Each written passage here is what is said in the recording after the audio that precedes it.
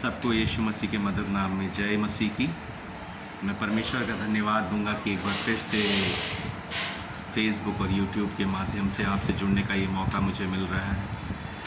अपने ख्याल, अपने विचार परमेश्वर में शेयर करने का मैं परमेश्वर का लाख लाख धन्यवाद देता हूँ।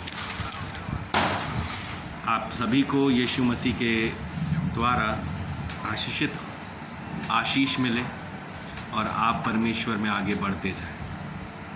यही एक उम्मीद, यही एक प्रयास हमारा निरंतर बना रहना चाहिए। मेरे अजीज़ों, आज के दिन मैं परमेश्वर के वचन से एक विचार को शेयर करूंगा आपके बीच, क्योंकि ये एक वचन है जिसने मुझे बहुत छुआ। ये वचन मेरी मदर के द्वारा मुझे दिया गया और तब दिया गया जब मैं बहुत वीक था विश्वास में और बार बार बहुत परेशान हो जाता था, दुखित हो जाता था कि परमेश्वर प्रार्थनाओं को नहीं सुनता। मेरे लिए कुछ शायद परमेश्वर ने सोचा नहीं, पर मेरे अजीज़ों में आपको बताना चाहता हूँ ऐसा है नहीं। ये वचन पाया जाता है यिजकेल की पुस्तक, उसका 17वां अध्याय और उसकी 22वीं आयत से लेकर आखिरी तक। फिर प्रभु यहोवा यूँ कहता है, मैं भी देवदार का ऊंची फुनगी में से एक लेकर लगाऊंगा और उसकी सबसे ऊपर वाली कनखाओं में से एक कोमल कनखा तोड़कर एक अच्छी ऊंचे पर्वत पर लगाऊंगा, अर्थात इज़राइल के ऊंचे पर्वत पर लगाऊंगा।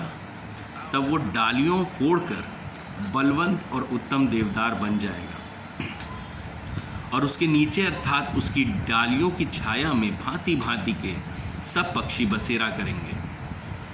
तब मैदान के सब वृक्ष जान लेंगे कि मुझ यहोवा ही ने ऊंचे वृक्ष को नीचा और नीचे वृक्ष को ऊंचा किया है। हरे वृक्ष को सुखा दिया और सूखे वृक्ष को फुलाया फलाया है। मुझ यहोवा ही ने ये कहा और वैसा कर भी दिया है। मेरे अजीज़ों, मैं आपसे पूछना चाहूँगा, आप अपने मन से इस चीज़ को पूछिए कि परमेश्वर एक बड़ा ही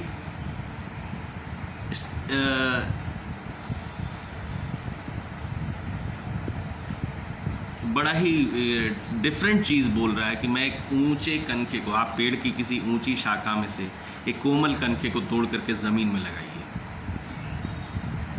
शायद ही वो एक वृक्ष बन पाएगा और शायद ही उसमें जान आ पाएगी, वरन परमेश्वर के लिए कोई चीज़ असंभव नहीं। और परमेश्वर ये भी कह रहा है कि मैं उसको ऊंचे अर्थात ऊंचे पर्वत पर लगाऊंगा। पर्वत जो कि एक पथरीली भूमि, जहाँ पे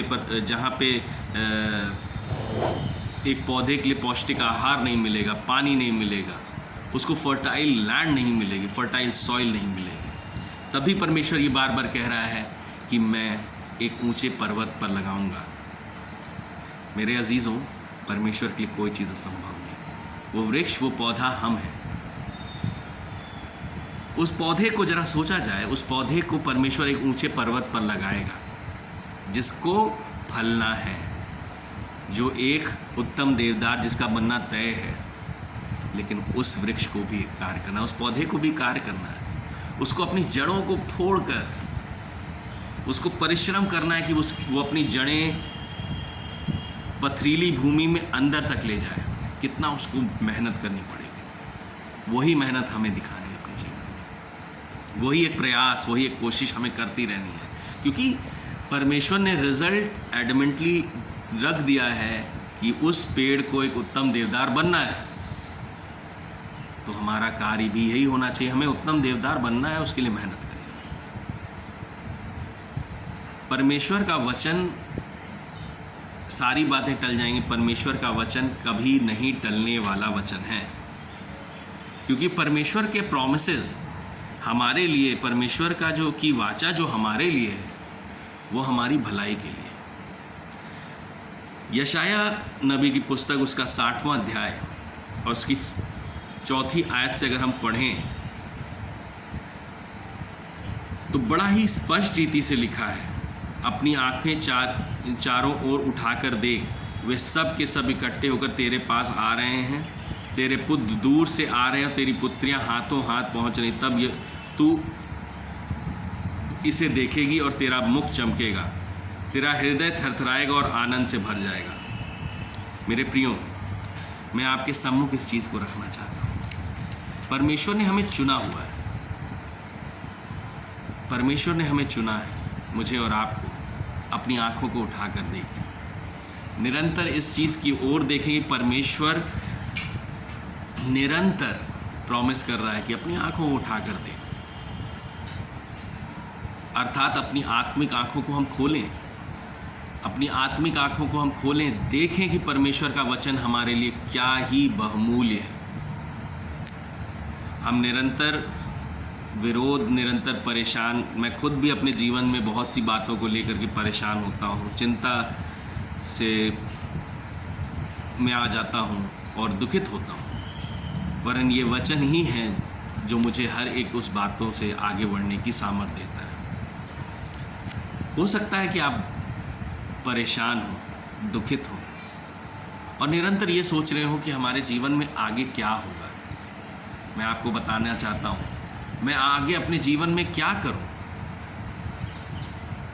मनुष्य कभी संतुष्ट नहीं होता है, परंतु परमेश्वर की जो आशीषें हैं वो हमें संतुष्टि देती हैं। हम तरह तरह की योजनाएं बनाते हैं, तरह तरह की बातें सोचते हैं कि ये योजनाएं कर लें, ऐसा कुछ कर लें। हमेशा प्रयास करते हैं कि हमारा जीवन सुखी रीति से बीते, वरन हम जिस योजनाओं को बनाते हैं, कभी हम सोचते हैं कि वो योजनाएं हमारे भलाई के लिए होंगी। Who is on the driving seat of our life? Is it us or is it the Lord? कौन है वो? यिर्मयाह नबी की पुस्तक, उसका 29वां अध्याय, उसकी 11वीं आयत, सब ने पढ़ा है अपने जीवन में। क्योंकि यहोवा की ये वाणी है कि जो कल्पनाएं मैं तुम्हारे विषय में करता हूँ उन्हें मैं जानता हूँ, वे हानि की नहीं वरन कुशल की हैं, और अंत में तुम्हारी आशा पूरी करूँगा। हम परमेश्वर से तरह तरह की बातें मांगते हैं, तरह तरह की चीज़ें सोचते हैं। हे प्रभु, तू हमारे जीवन में कार्य कर, हमें आशीषित कर, हर एक मुसीबत से बचाए। हे प्रभु, हमारे जीवन में एक अच्छी नौकरी हमें दे दे। हे प्रभु, मेरे को परमेश्वर थोड़े पैसे दे दे कि मैं कुछ कर सकूं। मैं आपको बताना चाहता हूं, परमेश्वर कहता है कि जो कल्पनाएं उसने लिए हमारे लिए की, उसने हमारे लिए की हैं, जो उसने रख छोड़ा है, जो सोच रखा है वो हमारी भलाई के लिए, और अंत में वो हमारी आशा भी पूरी करेगा। जो हम उससे आशा कर रहे हैं वो होगी, लेकिन late what Lord has decided for our life, let it be happen। वचन नई नियम की पुस्तक में कहता है, यीशु मसीह द्वारा कहता है कि पहले तुम उसके राज्य और धर्म की खोज करो तो सारी वस्तुएं तुम्हें मिल जाएंगी। हे मेरे प्रियो, हम निरंतर भागते रहते हैं, लेकिन हम अपने जीवन में परमेश्वर को कितना स्थान दे रहे हैं, ये हमारे लिए सबसे इम्पॉर्टेंट है। मैं मेरे अजीज़ों में आपको बताना चाहता हूँ, विपरीत परिस्थितियों में ही ये मुझे मेरे जीवन में हुआ है। विपरीत परिस्थितियों में परमेश्वर का कार्य बहुतायत से नज़र आता है। विपरीत परिस्थितियों में परमेश्वर का कार्य बहुतायत से नज़र आता है। कभी इस चीज़ पे गौर कीजिए, जब हम खुश हैं, संतुष्ट हैं, सारी बातें हो रही हैं, बड़ा ही आनंद रहता है। परमेश्वर का धन्यवाद दें। वरन जब विपरीत परिस्थितियां होती हैं और जब चमत्कार होते हैं तो वो बहुतायत से नज़र आते हैं। परमेश्वर का धन्यवाद दें, परमेश्वर का धन्यवाद दें, क्योंकि वो हमारे मांगने से पहले हमारी ज़रूरत की सारी चीज़ें हमारे जीवन में देता है। उसकी महिमा हो। परमेश्वर का धन्यवाद दें कि वो निरंतर हर दिन हमें एक नया दिन हमारे जीवन में देता है, हमें जिंदों की ज़मीन पर रखा है। उसका धन्यवाद दें। परमेश्वर का धन्यवाद दें कि वो हमें हमसे बेहतर जानता है, वो हमारी ज़रूरतों को हमसे बेहतर जानता है। क्या हमारे लिए ज़रूरी है, क्या हमारे लिए कौन सी बातें इस समय ज़रूरी हैं, वो हमारे को हमसे बेहतर जानता है। आइए हम परमेश्वर को अपने जीवन में पहला स्थान देने की कोशिश करें।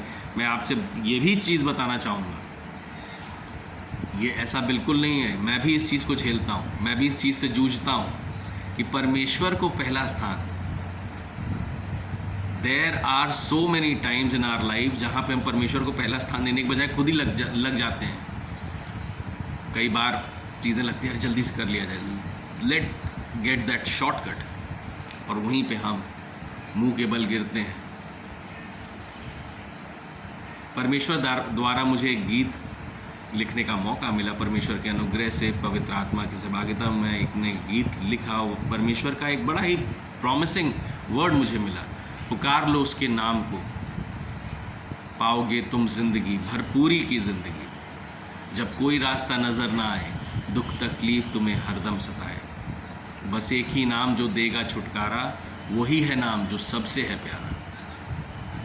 मेरे प्रियो, मैं आपके द्वारा, आपके परमेश्वर के महिमा के द्वारा आपके सामने इस चीज़ को रखना चाहता हूँ। आइए हम अपने जीवन में परमेश्वर को बहुतायत से पहला स्थान दें, उसको बताएं, उससे बातें करें, पवित्र आत्मा का अनुग्रह अपने जीवन पर लाएं। पवित्र आत्मा के द्वारा हम परमेश्वर में और ज़्यादा आगे बढ़ें।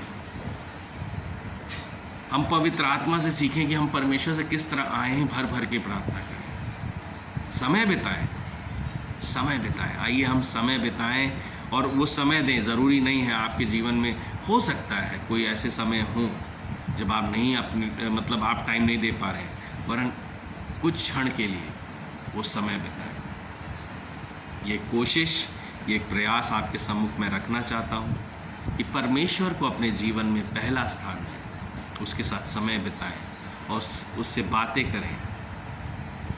And let him be on the driving seat of our life. परमेश्वर की महिमा हो। सबको जय मसीह की। परमेश्वर आपको बहुतायत से आशीष दे आज के जीवन, आज के समय में और आपके इस जीवन में। प्रभु की महिमा हो। आमीन।